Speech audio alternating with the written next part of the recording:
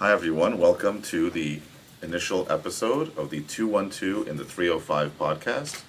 We are broadcasting here today from sunny Miami, Florida, and thanks to Miami Podcast Studios for having us. Secondly, I want to thank Kyla Melwani for designing our logo and our online presence. We're going to be launching the site obviously very soon with the first episode, and a trailer video too. So very happy and thankful to Kyla for setting this all up for us. So just want to introduce what the podcast is going to be about. It's really just all things New York City in Miami, at least to start. So things like restaurants, bars, hotels, nightlife, other new businesses that have either moved down or opened a second location down here from New York. Tips to doing business in multiple cities and states. Of course, we'll start with New York and Miami, but eventually we'll open it up. Travel tips, the best, everything from driving, flying, taking the train, different hotels, Airbnbs, VRBOs, anywhere. Things about the best places to stay down here, and even like things like best places to swim and boating. If you're into boating, yachting, the beach, the pool, we'll get detailed with all things to do in not only Miami but also New York, because you can do boating and swimming in New York as well. And lastly, professional and college sports. There's obviously some rivalries, Knicks, Heat.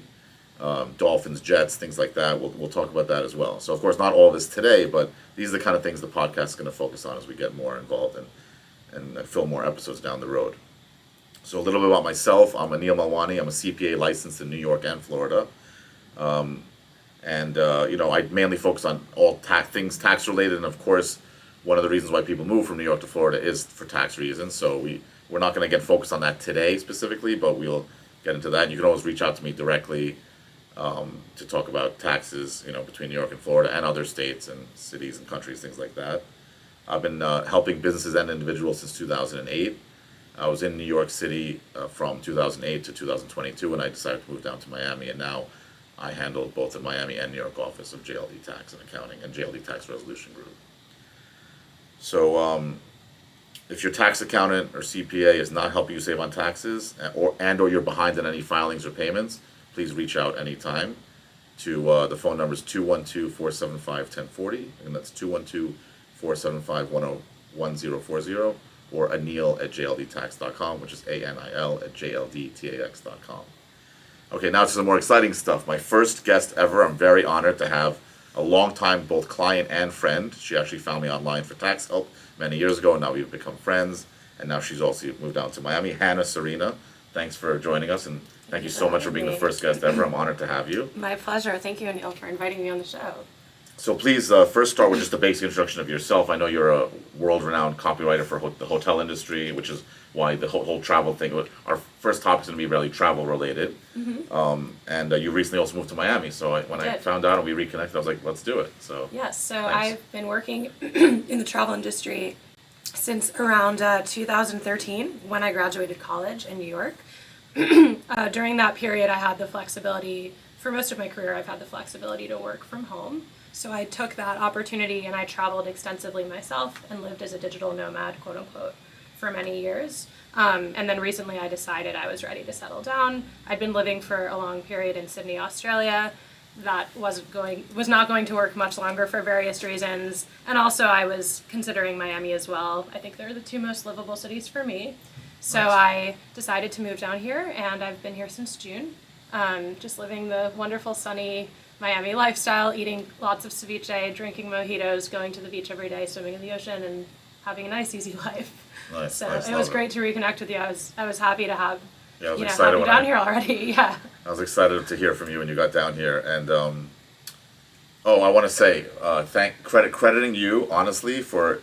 You were the first person I learned the term digital nomad from. I don't know if I ever told you that, but when we were on one of our Zooms, when we were both in New York a couple of years ago, and we had our first Zoom, I think, and I met you on camera at least. Mm-hmm. You told me, not only did you say digital nomad, but you kind of, I'm like, can you explain that all to me? And of course, then I ended up hearing it, when you hear one thing first, then you hear it a million times. So thank you for educating me on that whole experience, and maybe you want to talk a little bit about that. Sure. And the irony of this term is that, as you know, I actually live a somewhat analog life outside of work. I have a basic phone. I know, I'm very I admire you, and I'm also surprised, but I'm happy to see that you operate your life and your business without a smartphone. Yes, that's correct. That's amazing. So yeah, there have been some work work occasions where I've had to have a smartphone just in order to upload, for instance, Instagram related content for the company through the phone. But yes, I use a dumb phone, the light phone. It's a designer dumb phone.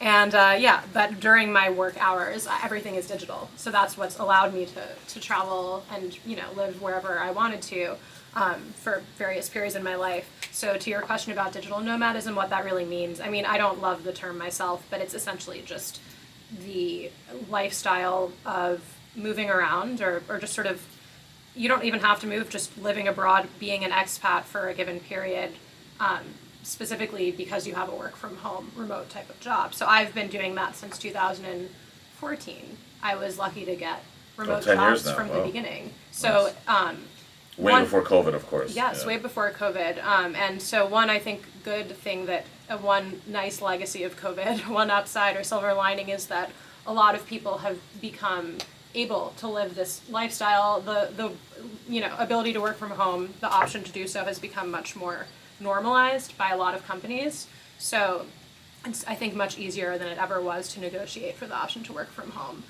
Maybe you'll have to fly to your city's headquarters or your company's headquarters in their city, once a year or twice a year, whatever it is. But yeah, I'm a big. Oh, I know. Sorry, let me interrupt you for 1 second. On that, my industry, accounting and tax, you really, I mean, at least more, I guess, New York. I was telling someone this the other day, more New York than Miami. Miami, it seems to be a little bit more in person, but New York, for sure, you're not attracting any decent talent unless you give them that hybrid option. You tell someone in my industry to come in 5 days a week, they're walking out the door and going to one of the other 10 offers they have. So yeah, yes. just wanted to point out in our industry especially. Yeah. Yes, and one thing I've been very grateful for working with you as my accountant is just knowing about tax sort of implications of living this lifestyle. I think a lot of people don't know about, for instance, the federal earned income exclusion. The old FEIE, of course. Yep. Right? Yeah, it's something that I think more people should know about. As you know, I've been sort of branching out on the side into some coaching type work for people who are interested in living analog lifestyles, getting a basic phone, moving away from social media, whatever, but also people who are interested in becoming digital nomads, because there are a lot of interesting things that I think need to be considered when it comes to things like storage units. Do you want to be able to mail in your belongings and have them mailed to you as you're traveling? I figured out things like that. But then one thing everyone needs to know about is the FEIE. It's crazy that people are paying huge amounts of money in tax that they don't need to. They shouldn't, technically, from a legal perspective. That's what people live outside the country. Yeah. Right. For at least 11 months, right? Right. So, so that's a bit about the digital nomad lifestyle. Cool. Yeah. So, you told us, and you told us why, you moved down for similar reasons. We moved down for similar reasons. Yeah, right? I mean, we can do what we do from anywhere. Yeah, right. I'm a summer chasing person. When I was living as this nomad, I would always follow the sun. I would be in Australia when it was summer, in the southern hemisphere when it was sunny, and then fly to the northern. Basically never be in winter. So I like to be able to go outside without bundling up. I love to swim and just be in nature, and that's not something I got a lot of in New York. I like to be around more open space, so it just felt very natural for me to come down here. Nice. Yeah. So, on just a little transition point, since we say nomad, till you mentioned and educated me on the term digital nomad, my main thinking behind that word was the Nomad Hotel in New York City. I never actually stayed there. R.I.P. Oh, it's it switched into something else like most things do, or is it? It's a members club called the Ned. Yes. Oh, is that, but I heard. I don't know if the Ned is even surviving now. I'm not. Yeah, that's how these cities are very. So I'm not sure if the Ned is still around. We'll check that and we'll report back. It was there like 3 months ago. I know. I heard a rumor that it's not. I know Cicconi's is there, which is a great restaurant. That's right. Mm-hmm. I'd eaten there a couple times. I'm not sure if the Ned's still. We'll fact check that and get back to you on that. But the Nomad Hotel, a very cool place to hang out. Whether it was the Nomad, the Ned, Cicconi's, that building, that area, very up and coming. I recently stayed at the Virgin Hotel last year, and I loved. It was a great experience. It was a small room. I would say I was by myself. If I was with one more person, I would probably want a bigger room. Small room, but for being the professional on the go, great common work areas. I even met people for breakfast, which I never do because the breakfast area was so nice and convenient. But anyway, so let's start with hotels. Sure. Just sort of generally. Oh, your favorite 2 or 3 hotels, both in Miami and in New York. Let's start with that. Yeah. So I'm a huge, obviously, enthusiast of great hotels. I grew up raised by architects. My parents are both architects, and they would often take us to hotels when we were traveling, not hotels we were staying in. we would stay in like middle, like 3, Right. 4-star maybe, and hotels. So I love great accommodation. I have a lot of favorite Miami hotels, a lot of favorite New York hotels. Obviously, having lived in these cities as a resident, I have not stayed Right. in most of these hotels. Same here, right. But I do the hotel full tour. Like I typically ask for a tour when I go to a hotel. cool. That was another thing I used to just be like, I'm planning a bachelorette party or like have Right, an right, excuse. right, But now right. I'm just like, I love hotel design. Can I see your hotel?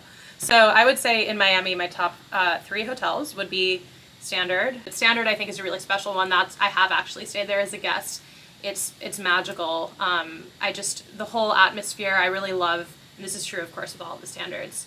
And even is it Sunset Beach on Shelter Island, which is part of the same sort of Oh yeah, development, yes, property in developers. the Hamptons. Yeah, I believe that's the name. It's been a while since I've been to Shelter Island.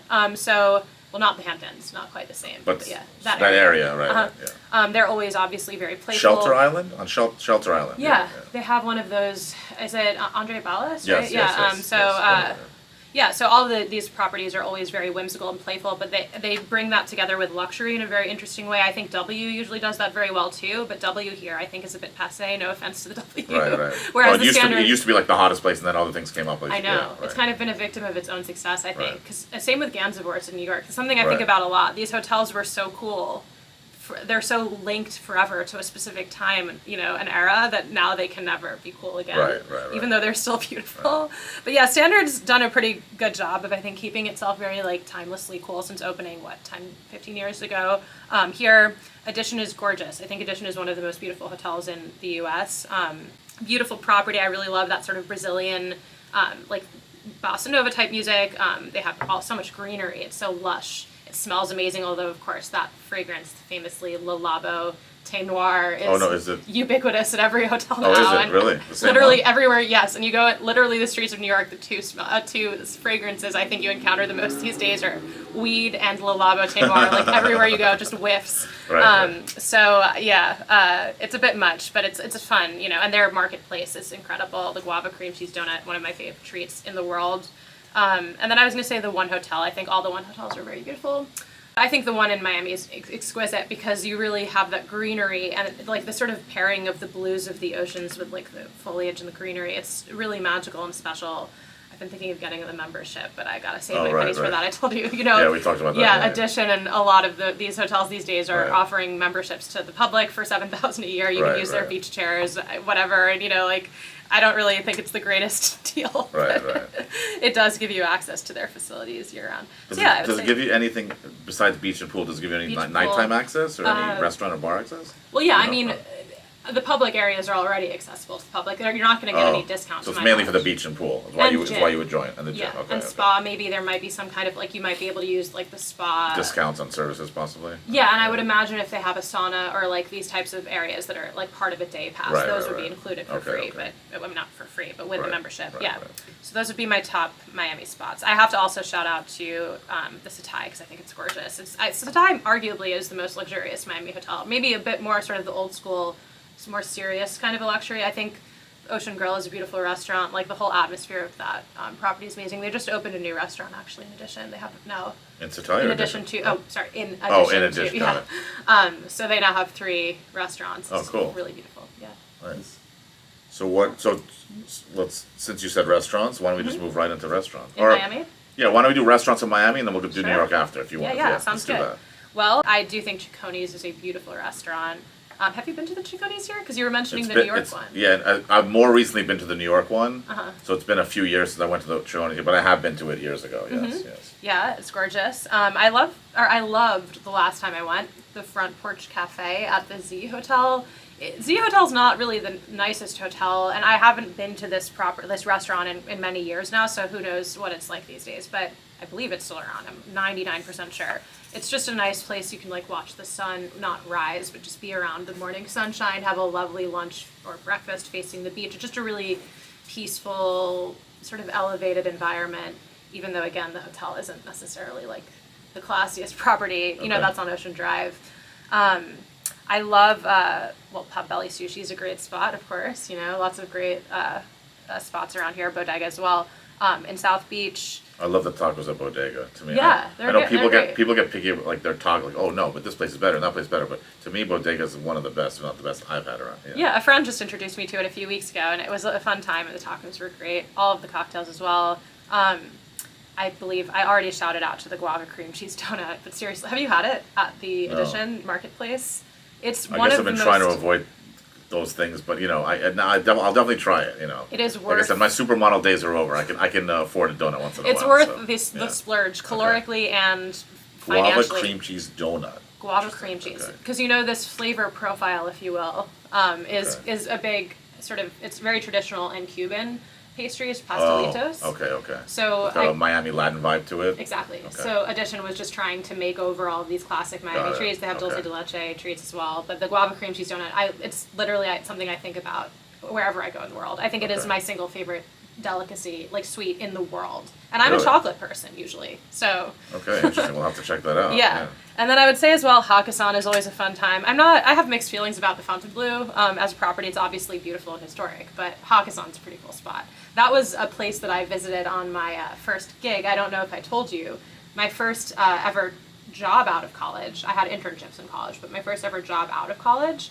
And one of my first trips to Miami was I was sent here by the company I was working for, a guidebook startup, with two other women, review a bunch of cool spots. So it was an Nice. expensed trip where they paid for us to go to all of these That's spots, great. including Hakkasan and the standard Right, hydrotherapy playground. Oh wow. So Okay. So it was a fun time. You have a strong, long-time connection to Yes, these places, yeah. and they're both still here, which is, if that's a fact, right? Not only Yeah. did you like them, but they're both still existing after all this change and growth in Miami. I know. You know they got to be good, right? Right, that's Yeah. one of those things that I marvel at. Like it makes me sad, honestly. I have to like process with even Raleigh changing hands. Like Raleigh is such a beautiful The property. South Beach Hotel. Yeah, and I know obviously Rosewood is legit.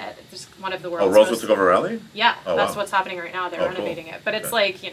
everything changes here except standard and a few hotels the classic. right, Even right. Eden Rock, obviously, we talked about that. Yeah. Nice. Yeah, I'll just, before we move on to New York, I'll say some of my more recent favorite places are, they opened up Catch is a New York staple. They opened up just a few months ago in South of Fifth, and I haven't eaten there a couple times fairly early on. It was both were great experiences. I've been to the bar once, loved it, and of course one of my old school classics is, again, I eat more stuff besides sushi, but the Nobu in the Eden Rock here, something about that Nobu, it's the atmosphere there. I mean, all the Nobus really are great, but definitely like Nobu and Catch are definitely two of my favorite Miami hotspots. And most recently, I went to Doya, and have you heard of Doya in Wynwood? No. Doya, Doya in Wynwood.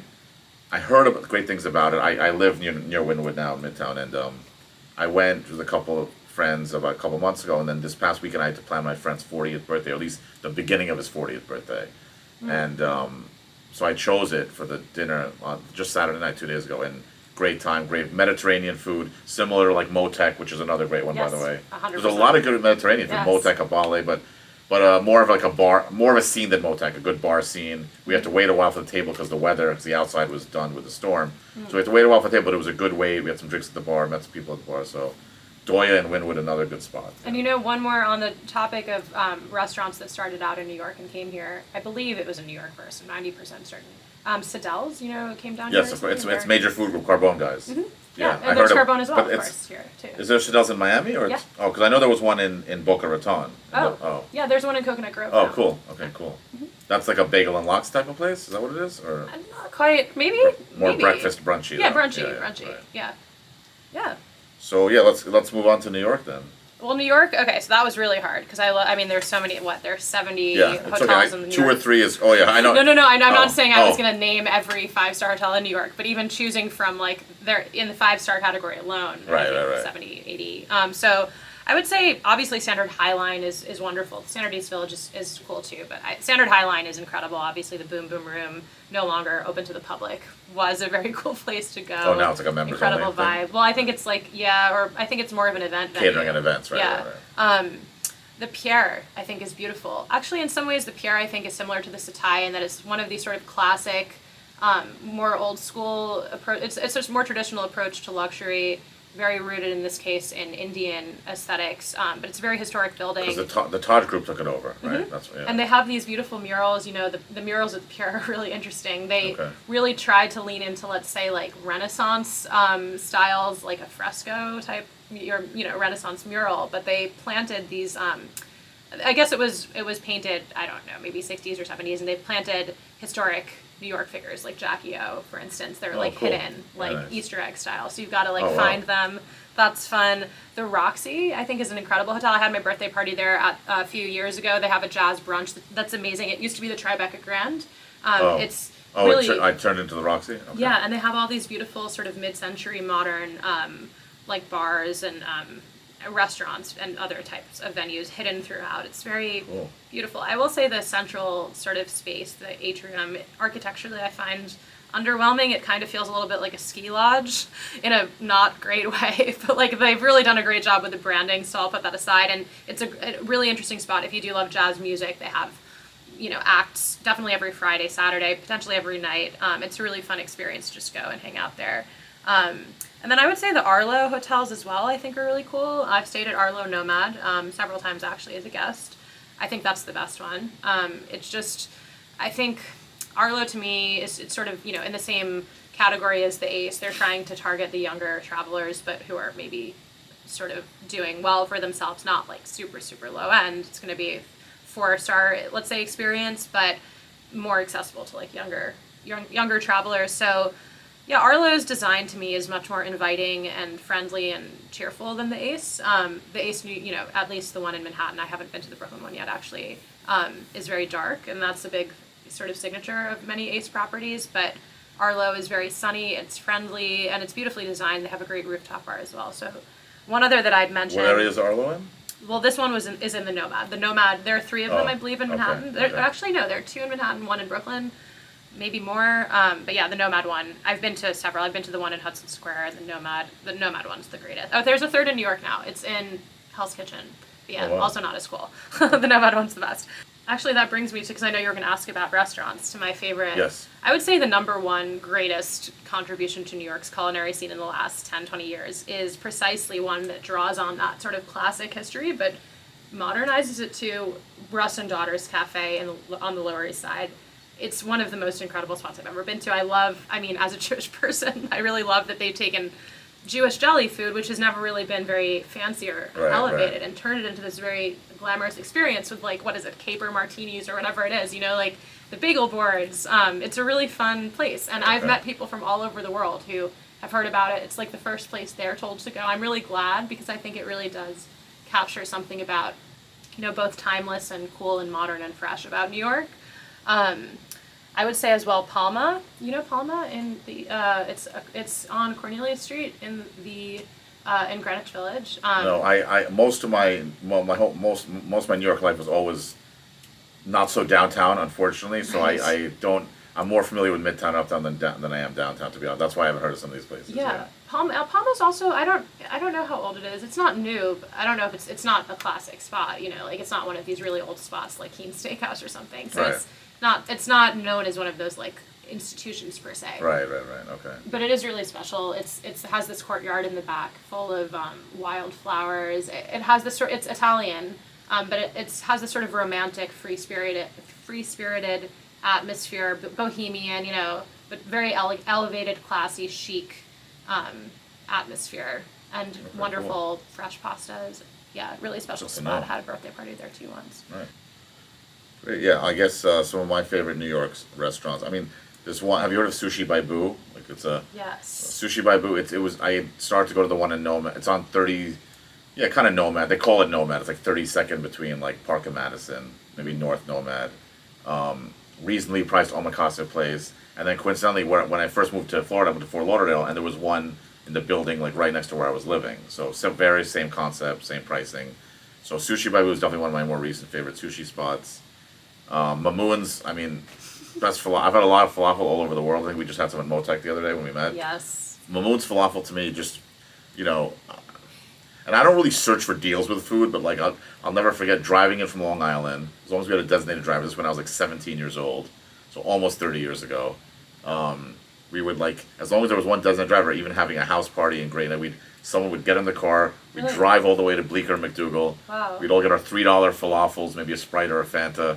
So for $4, we were like so satisfied, then we could just drive back home and go to sleep. Nice. Nice. Yeah, so we would drive 30, 40 minutes to get that $3 falafel and a pita. So is that your favorite, like, street food? New York street food would be Mamoon's. Yeah, I'm not a big obviously I'm not a big street food person, but yeah, I'll eat street food in New York. Maybe not in Bombay, but Yeah, sure. or in Mexico. But yeah, no, street food.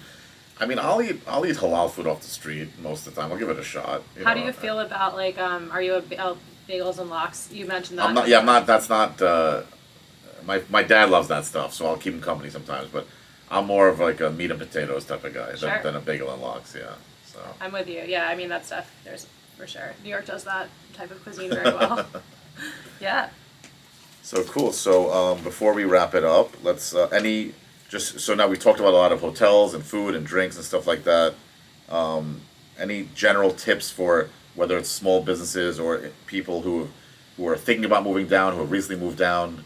What's your best advice you give someone who's either thinking about making the move or just made the move down from New York City to Miami? So this is something I think about in a lot of contexts in general for anyone who wants to change their life, make a move. As I mentioned, I'm sort of coaching people on this largely in the digital nomad context, but just in general, intentional living, authentic living. I think a lot of people are not aware of what's known as the just right fallacy.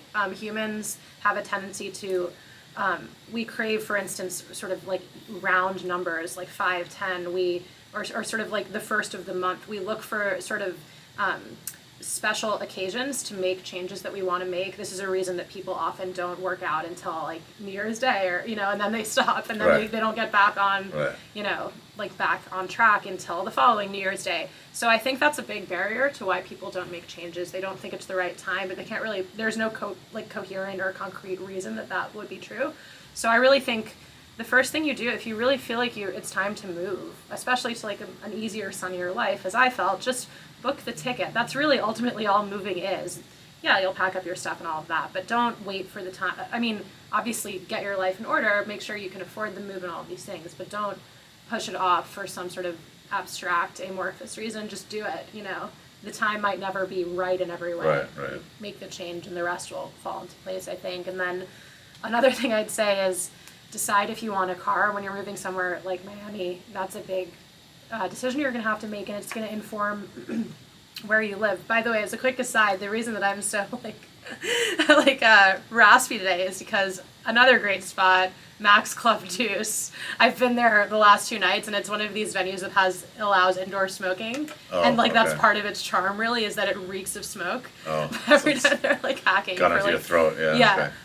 So yeah, I would say decide if you want a car, and if you don't, then that would bring me to the last thing I would say, which is really seek out the neighborhood that lets you live the life that you really want to live. I mean, I love Coconut Grove. I think it's a really beautiful, lush, special, interesting, artistic neighborhood, but I want to be able to swim in the ocean every day, and I don't have a car. So it wouldn't make sense for me to live there. Miami Beach is it for me. Mid-beach, ideally, yeah.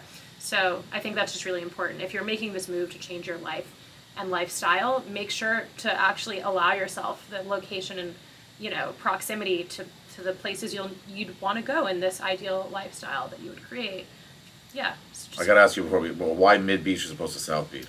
Mid Beach to me, I just think is one of the most glamorous places ever. I love what's happened there in terms of hospitality. It's very similar to the meatpacking district, I think, in New York. It's like this sort of canvas where the most creative and in many cases the wealthiest property developers team up with like Baz Luhrmann in the case of Faena, like these incredible visionaries. We had to mention Faena once where we signed off. Of course. I have mixed feelings on Faena itself. Right. I love that Amman is opening right next to Faena, not just in the Faena district, but right next door. That's the ultimate power move. Or the hotel and members club, right? I think both. Oh, maybe, probably. Yeah, and residences, of course. How do we get a residence at, how do I get an addition residence? Or how do I get, this is what I'm trying, I'm like, how do I meet, the Betsy Hotel has a writer's room, and they give 1 week. I think you told me that, yeah. Oh, maybe, okay. So they give 1 week residencies to writers. So I'm like, gotta get myself with this. But yeah. It's right up your alley, sure. I know, I gotta make some strategic friends. But yeah, so that's sort of my last point. In terms of Mid-Beach, why do I live in Mid-Beach? For me, my dream daily routine involves going to the beach, sort of low-key vibe. I think South Beach beaches are crowded. Oh, I see what you're saying. And, that makes sense. There's sort of this effortless barefoot luxury vibe to Mid-Beach, it's cleaner, it's quieter, and I love the addition, and I like being able to go to that marketplace and get that donut on weekends. Oh, okay. So It's all about the donut. All right, that cool. donut, any of their sweets, even though they're so, I would say, a bit pricier than they need to be. I love those hotels. All my favorite hotels, the One Hotel again, they're centered in that area, and I just love hanging out there reading a book. Like, that's how I like to spend my time. Truly. Okay, cool. Yeah. Well, thank you so much for joining us, Hannah. It was really a pleasure to have you. Thank you, Anil. And before, of course, tell everyone how they get in touch with you if they're interested in the coaching or anything else they want to talk about. Or copywriting services, Yes, of course. That's yes. what I've done. What's your contact info, please? Yeah, so my name is Hannah Serena Goldstein is my last name, and I can be found on LinkedIn at linkedin.com/in/Hannah Serena, or I can be found on my website at hannahserena.com. Okay, so if you have any type of connection between South Florida and New York, and like to be a guest, please reach out to us.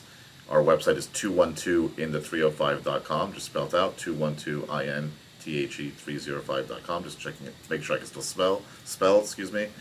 Our next guest, we don't have it officially lined up or scheduled, but two of our next guests are going to be my longtime, really good college friend for 25 years now, Jordan Mandel of Vanguard Global Real Estate.